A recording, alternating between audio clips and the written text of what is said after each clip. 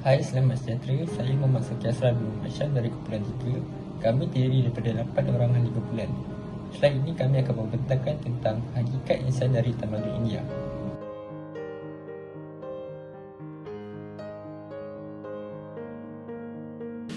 Tujuan agama Hindu yang diwahyukan sejak Veda adalah Mokshatam Jaditaya Caiti Dharma, yang bermaksud agama membawa kebahagiaan kepada zahir dan batin.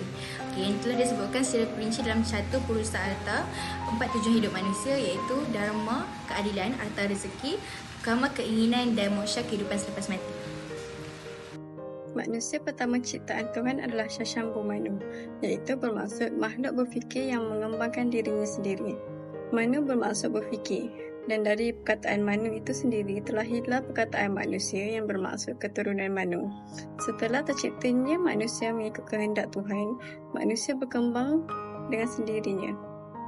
Seseorang yang masih terikat dengan kehidupan dunia akan dilahirkan kembali dan akan menjelma di dunia sehingga dirinya tidak lagi terikat dengan ikatan yang dipanggil sebagai ikatan karma.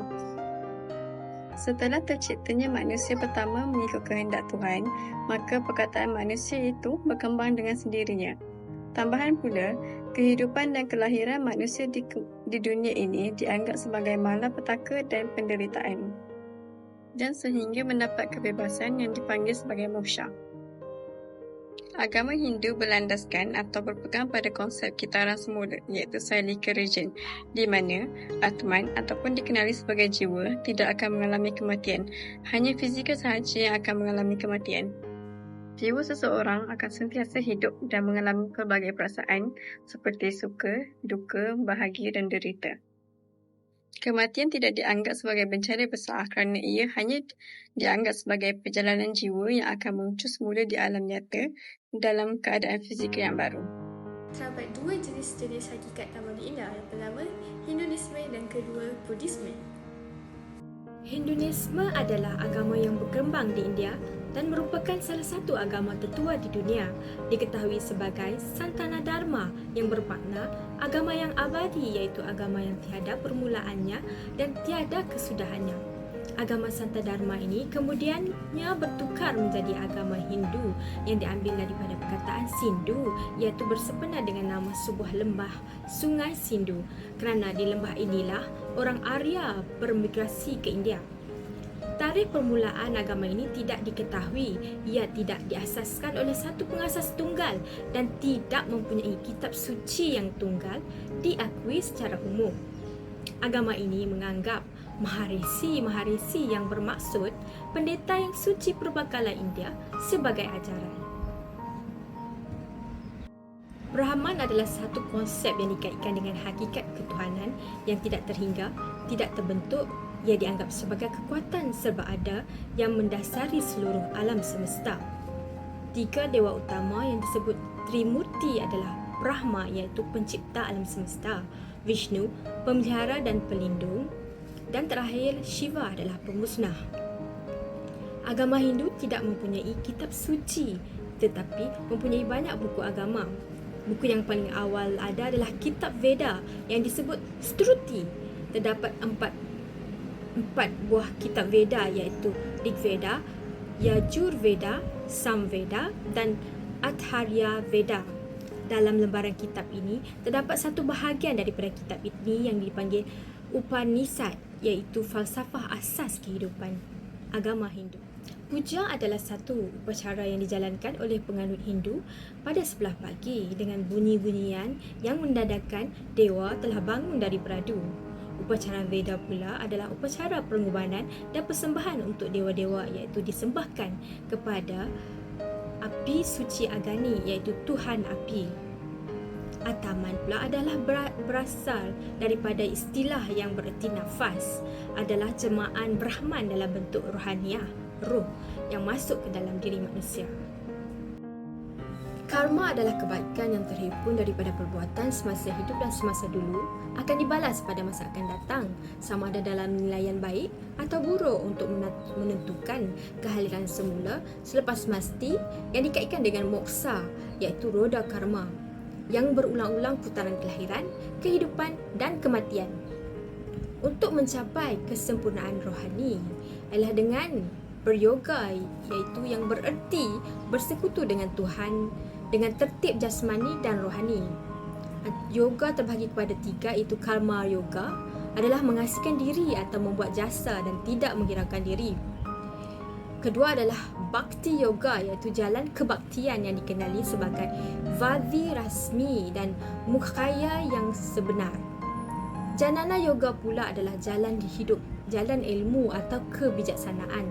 Dalam yoga ini, perbuatan dan penolakan disatukan. Terdapat 5 mazhab dalam agama Hindu, iaitu mazhab Ganapataya ialah Ganapati yang bermuka gajah. Saura pula adalah kehidupan di dunia yang bergantung kepada matahari. Kedua-dua mazhab ini mempunyai kurang pengikut.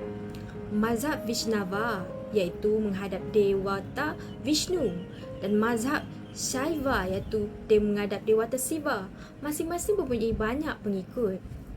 Mazhab Sakta pula adalah memujai Sakti iaitu Pemaisuri Siva. Tulisan daripada buku N.M. Ishdikar, latar belakang kebudayaan Hindu.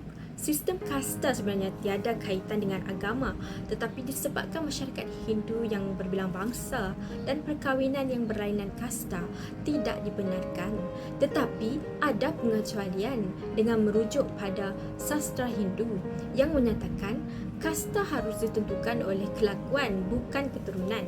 Sistem kasta ini ada faedahnya pada zaman dahulu, terutamanya dalam sistem pembahagian kerja seperti Brahmanan, Brahmin iaitu menjaga kebudayaan rohani bangsa seperti sami-sami dan guru agama.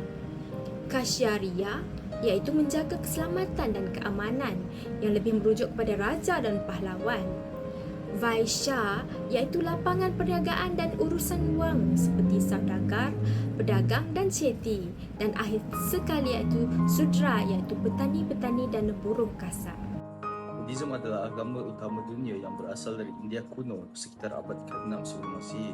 Ia diasaskan oleh Siddhartha Gautama yang kemudiannya dikenali sebagai Buddha yang bermaksud yang tercerahkan. Agama Buddha berpusat di sekitar ajaran dan pandangan Buddha dan ia menawarkan jalan kepada pembangunan rohani dan pembebasan daripada penderitaan. Ajaran Buddha yang paling mendasar dikenali sebagai 4 kebenaran mulia, iaitu 4 fakta yang dipandang sebagai kesejatian oleh makhluk-makhluk berkesedaran tinggi. Yang pertama adalah dukkha, penderitaan. Kehidupan adalah tidak memuaskan dan penuh dengan penderitaan. Yang kedua adalah samudaya, punca penderitaan. Punca penderitaan ialah keinginan dan ketakbergantungan. Yang ketiga adalah nirodha, berakhirnya penderitaan. Terdapat jalan untuk mengakhiri penderitaan dengan menghilangkan keinginan dan ketakbergantungan. Yang keempat adalah magga, laluan berakhirnya penderitaan. 8 jalan mulia adalah cara untuk mengakhiri penderitaan dan mencapai pencerahan. So, secara asasnya, 4 kebenaran mulia merupakan perumusan pemahaman tentang sifat penderitaan, punca asas untuk semua penderitaan, cara mengelakkan penderitaan dan jenis usaha yang diperlukan untuk mencapai kebahagiaan. Menurut Buddha, untuk mengakhiri penderitaan adalah dengan cara 8 jalan mulia. Apakah yang terkandung dalam 8 jalan mulia? Yang pertama adalah pengertian benar, fikiran benar, ucapan benar, perbuatan benar, pencaharian benar, daya upaya yang benar, perhatian benar dan konsentrasi yang benar. Yang seterusnya adalah karma. Apakah itu karma? Karma merupakan hukum sebab dan akibat di mana tindakan dalam kehidupan ini atau kehidupan terdahulu mempengaruhi pengalaman masa depan seseorang. Yang ketujuh adalah reinkarnasi. So, apakah itu reinkarnasi? Reinkarnasi adalah kitaran kelahiran, kematian dan kelahiran semula atau dikenali sebagai samsara sehingga seseorang mencapai pencerahan dan membebaskan diri dari kitaran tersebut. Okey, yang terakhir sekali dalam aspek kehidupan Buddhisme adalah nirvana.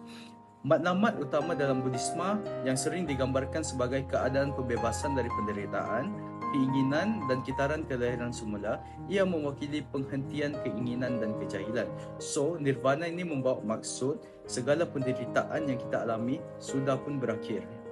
Poin seterusnya adalah kesan hakikat insan dari tamadun India. Agama Hindu telah menjelaskan kepada kita bahawa manusia dan alam saling berhubung kait. Setiap tingkah laku manusia akan mendatangkan kesan kepada alam. Dan seterusnya adalah konsep susila dalam agama Hindu berkaitan dengan karma. Ya, karma merupakan hasil tindakan seseorang yang akan mendatangkan kesan kepada dirinya. Jadi, kita dapat pelajari bahawa kebaikan akan dibalas dengan kebaikan dan keburukan akan dibalas dengan keburukan. Kesimpulannya, dapat kita simpulkan bahawa hakikat insan dari tamadun India adalah berbeza dan mempunyai keunikan dari segi kepelbagaian budaya dan agama dengan tamadun-tamadun yang lain. Konsep insan dari tamadun India adalah berteraskan agama Buddha dan Hindu yang mempunyai unsur metafizik dan etika. Tuntasnya, konsep insan dan hakikat seseorang itu amatlah penting dalam membentuk masyarakat yang cemerlang dalam semua hal kehidupan. Itu sahaja daripada kami. Sekian, terima kasih.